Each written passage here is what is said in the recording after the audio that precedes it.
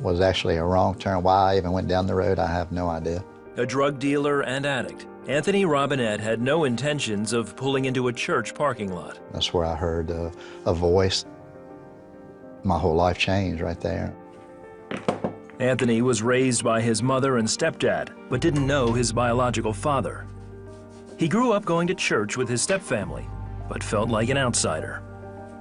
I always noticed there was something different. I just sort of felt, nobody really cared, or I didn't feel that love. So Anthony began looking to fit in elsewhere. You start getting with crowds where you feel like, well, they like me, they accept me, and then you start doing the things they're doing. Anthony was 12 when he started stealing, fighting, and smoking marijuana. By the time he was 15, he was snorting cocaine. When I first got introduced really to drugs, I was doing them at the time, trying to fill the void, and some of it was a way to numb my pain. So I sort of just left home, began staying at whoever's house I could, and I felt like the streets were more accepting than that roof was at my house. At 18, he found out the streets were just as harsh. A fire in town had been ruled an arson, and one of Anthony's so-called friends accused him as being the one responsible. Anthony was arrested and later found guilty. Facing 40 years in federal prison, and now I'm sitting behind bars questioning God, because I'm like, if he's real, he knows I'm innocent. Why would I be here? So if that's, got anything to do with that father, then he's just as bad as my earthly father. I want nothing to do with him either. Anthony didn't serve prison time, but was put on 10 years of supervised probation. It didn't change things other than the fact that I think I became worse then, hardened my heart even more. Over the next 15 years, Anthony sold and used drugs. He also married and had 2 children.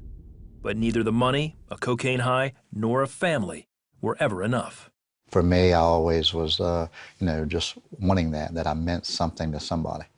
And I never thought I did. I just felt like nothing, it didn't matter. What was the need to even live, because I didn't mean nobody would miss me. Then one day in October of 2007, Anthony was on his way to pick up a stash of cocaine when he took a wrong turn into a church parking lot. That's where I heard a voice.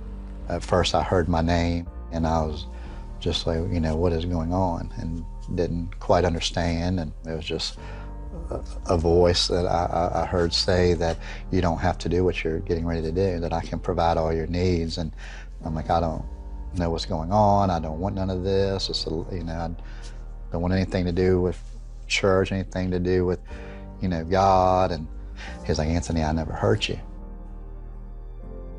I asked him right there, I don't even know if you're real. I said, if you are real, I said, kill me or change me. And that's when I felt the void filled, that I felt the pain leave, and I felt accepted, I felt loved, and I felt a father. That's what I had been missing all my life. There was no words to describe how I felt right now. Everything that I had been chasing for 35 years, I found in that instant. Anthony says that day he was instantly delivered from his addiction and walked away from his life as a dealer. He started going to church again, and as he studied God's truth, he found acceptance and healing.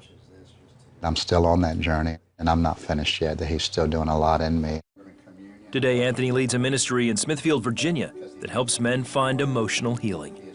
I know who I am today and whose I am today, and that's something I was always chasing for 35 years. And that to me is the most amazing thing when you know your father.